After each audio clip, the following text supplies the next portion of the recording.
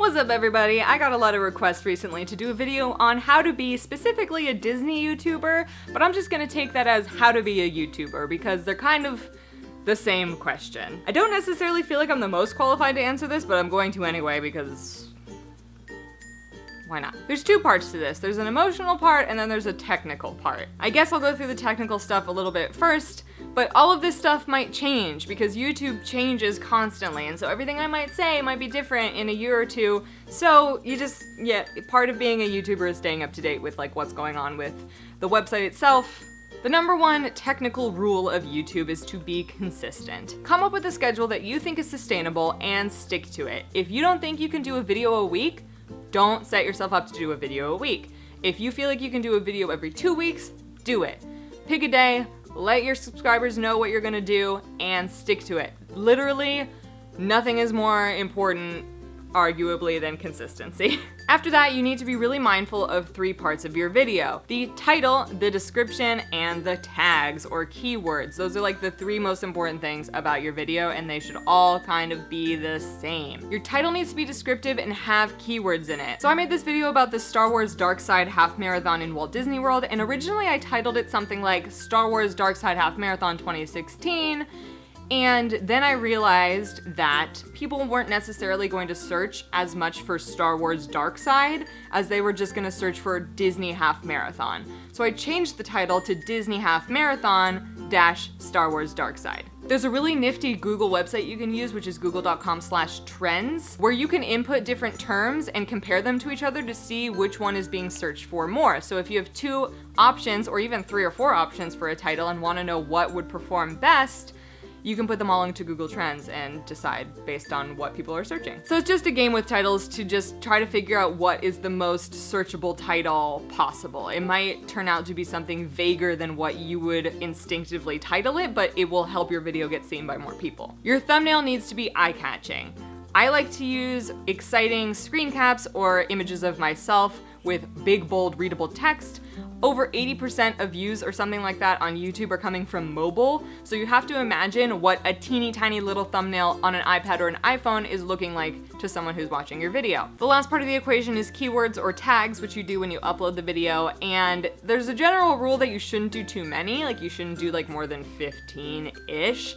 You should put verbatim the title of your video in the keywords, and then also just again, think about what people are searching the most and make those your keywords. You should also make your channel name one of the keywords. What else? There's literally so much to say about like the technical side of YouTube. You should, if you can, become familiar with analytics.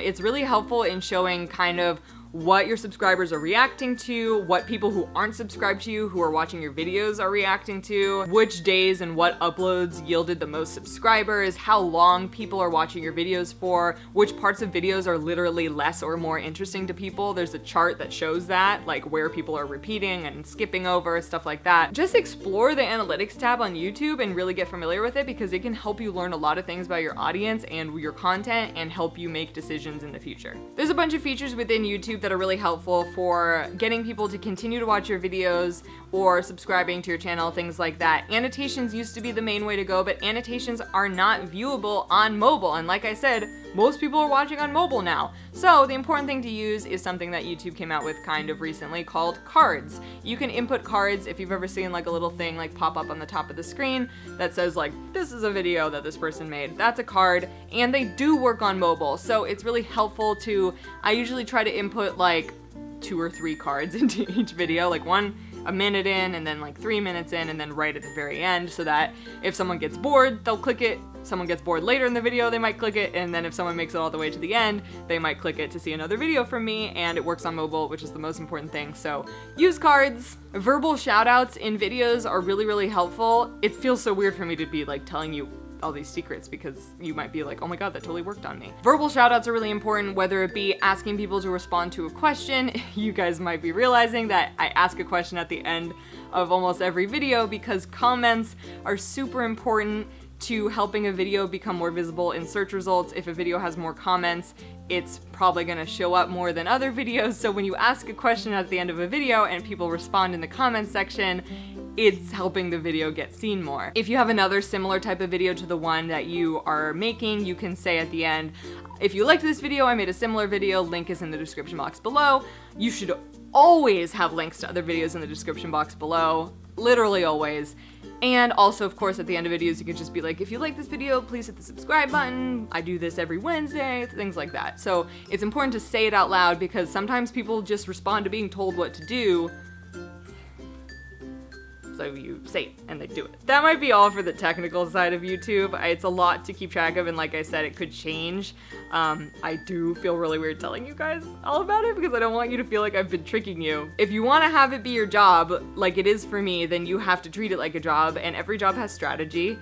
And YouTube is no exception. So this is, you know, part of YouTube strategy. There's so much more to it though. So it's like, that is skimming the surface. It's the tip of the iceberg for YouTube logistical things. But let me talk about the like heart and soul part of being a YouTuber. Forget all the numbers, forget like analytics and all of the stuff I just said. The most important thing about being a YouTuber is making videos that you yourself like and are proud of. The best advice I ever got about being on YouTube was to make content that I like. If I don't like it, how can I expect anyone else to like it? It can be super discouraging because there's so many people making YouTube channels now.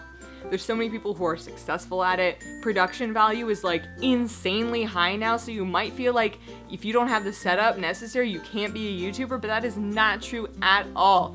iPhones and laptops have such high camera quality now. I shoot so many of my videos on my iPhone. I know you guys might not have a camera, but if you have an iPhone, camera quality is gonna be really, really good. Invest when you can. If you can buy a mic, great. If you can buy a camera with a new lens, great. When I first started YouTube, I filmed on my MacBook laptop, and it was way less good than it is now, but I really tried to make it better with lights. Like, lighting yourself is really important, but I didn't have like my softboxes like I have now. I had like my college clip-on like little lamp that I would direct at my face, or like I would put my cell phone with the flashlight like at my face, and it makes the video quality better because if you're dark and shadowy, it's just gonna be grainier, blah blah blah. Make videos that you are excited about, that are fun and engaging, and that you're proud of, because that's what's gonna make the whole experience fun and enjoyable for you. And if it's fun and enjoyable, you're gonna keep up with it, which ties into the consistency part of it. If you're not having fun, you're gonna burn yourself out. So you should always be having fun. If you're not having fun, you shouldn't be doing it. This ties into being a Disney YouTuber because if you want to be a Disney YouTuber, there's nothing to it except just talking about Disney, and you should just always be talking about the stuff that is of interest to you. I kind of went into this video with like no notes, nothing set aside to talk about, like I had no plan. So I'm probably missing a lot of aspects that you guys maybe have more specific questions about, and I would be absolutely down to make another video like this. So if you want to leave questions in the comment section below, you know what I'm doing here. But for real, if you want to leave questions for me to answer in another like YouTube FAQ video, please do so, because I really would love to make a more specific video for you guys with information that you're really looking for. I will see you guys in a couple of days for another video. Thank you so much for watching. I hope this was interesting. Love you so much. Bye. What are the things we like the least about each other? Okay, no, seriously. Really? What are the things that annoy each other about each other?